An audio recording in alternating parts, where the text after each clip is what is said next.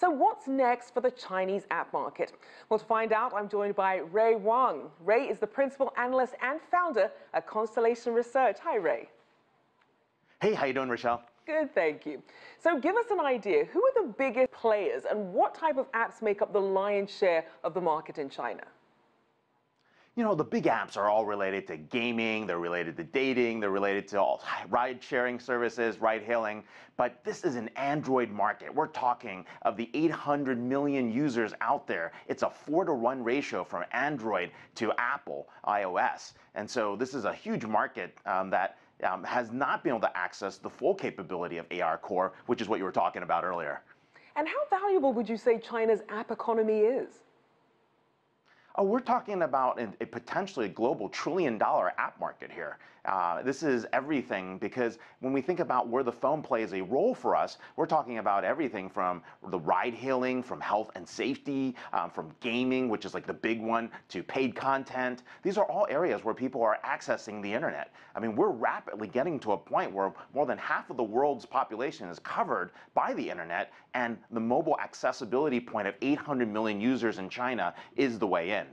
Now, some of these numbers are really mind-boggling because according to data firm App Annie, China accounts for 1 out of every $4 generated globally across the app stores, these in-app ads, and mobile commerce. And they also spend more time on apps. So what are the most successful companies doing to really engage Chinese consumers?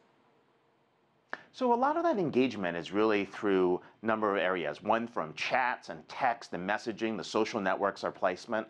The other area where we're seeing a lot of engagement is really through payments. And then, of course, the content piece, which is really where the gaming part comes into play.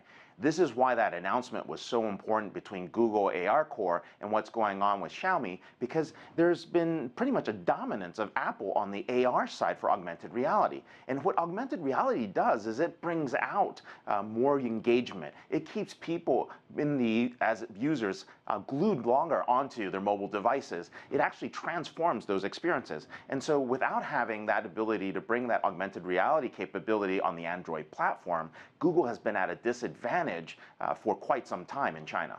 So with Google now launching this second app, but still having most of its services off limits there, what are some of the biggest hurdles for foreign app companies really trying to establish themselves in China? So a lot of the issues with establishing is really trying to be in the daily activities, right? When you have Baidu, Alibaba, and Tencent pretty much engaging all sorts of activities inside every daily life, whether it's home, whether it's work, whether it's health, whether it's payments, whether it's entertainment. It's about being in that flow. And so for apps companies, it's really about making sure you're in the right platform. It's also making sure that you're following the right local regulations and jurisdiction requirements. And it's also making sure that you're part of that payments ecosystem so that it's a second thought just to actually download an app right there. It's a second thought just to be able to access, a feature right there. It's a second thought just to be able to, get online with another activity. So that's really part of it, is just being part of that motion. Now, what would you say poses the biggest challenges for China's app market growing globally?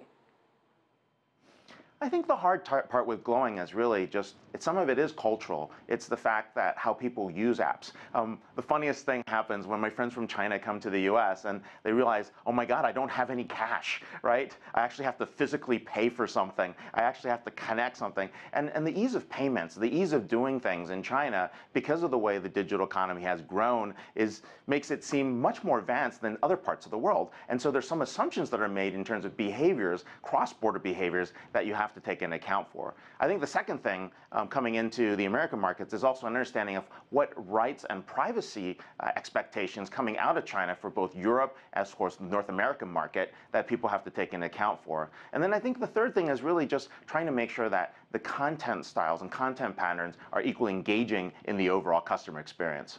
Now, obviously, if you have these app developers, that means you really do need a lot of talent. So how competitive is the market for talent in this space?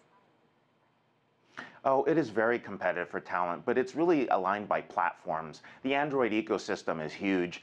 That's one of the biggest places where people are monetizing. While the Android app ecosystem is huge, the iOS ecosystem is the most profitable for most developers, and that's been the balance. Do I go for reach on the Google Android system, or do I go for profitability on the Apple iOS system? And that's where people make a lot of those decisions. And then from there, it goes by the categories of apps that you're going after. All right, thank you. Always good to see you. Ray Wang there, Principal Analyst and Founder of Constellation Research. Thanks a lot.